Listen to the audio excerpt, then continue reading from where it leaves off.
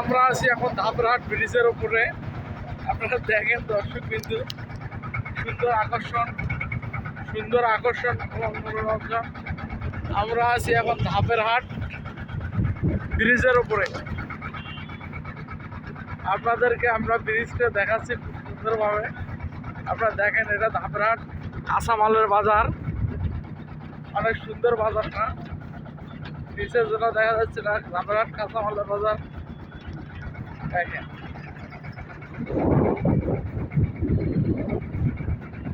অনেক সুন্দর দেখা যাচ্ছে, দেখেন ফার্স্ট ক্লাস।